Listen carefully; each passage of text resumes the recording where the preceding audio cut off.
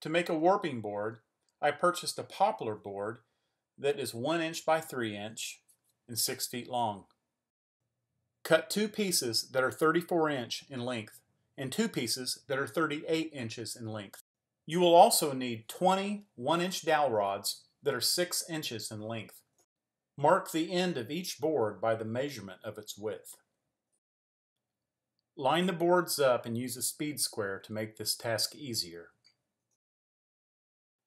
Raise the table saw blade to match the depth of each mark on the end of the boards. Then set the fence of the saw at half the thickness of the board. Rabbet the end of the board by first cutting with it in upright position, and then adjust the fence and cut with the board on its plane. Once each end of the board is cut, fit the pieces together to make sure all corners are square. Now mark for peg placement. On the long piece, the 38-inch piece, find the middle. This should be at 19 inches. That's where you should make the mark. You will space out 6 pegs, 3 from each side of this center point. The pegs will be 5 inches to center. So your first 2 marks will be 2.5 inches from the middle of this board on each side.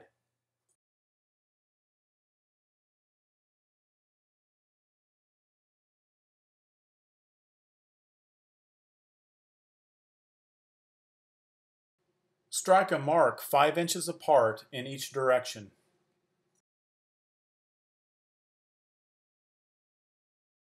Strike a line over each mark using a speed square.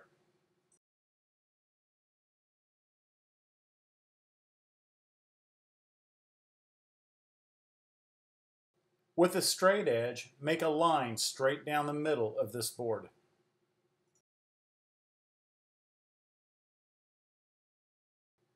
Where the lines intersect, that is where you're going to drill the holes to receive the pegs. Replicate this task on the opposite side.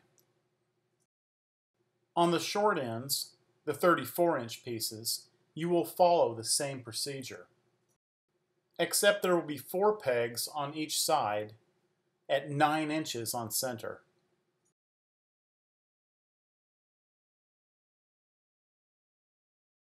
Again, where the lines intersect, that will be the middle of each peg, and that is where you're going to drill the hole.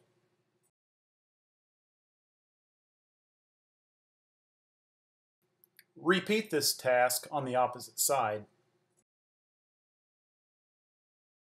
I recommend using Forstner bits to drill the holes.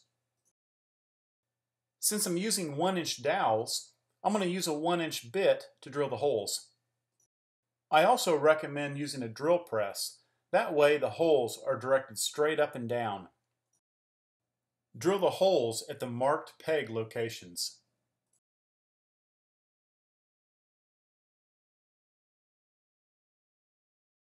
You will now take the pieces and fit them together on a flat surface.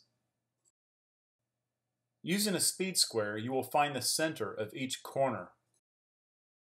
Square the end and then mark an X corner to corner.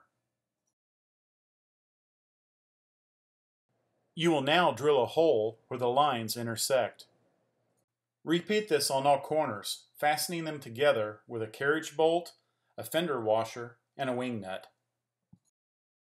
Once the corner holes have been drilled, take apart and sand smooth using fine grit sandpaper.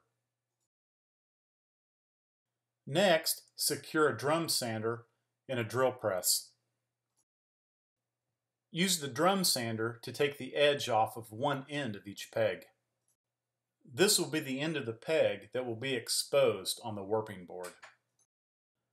Lay each board out, clamping them securely on a flat surface, making sure the correct plane faces up. Apply glue to the non-sanded end of each peg. When inserting the peg into the holes, give a slight twist to disperse the glue. Remove any excess glue.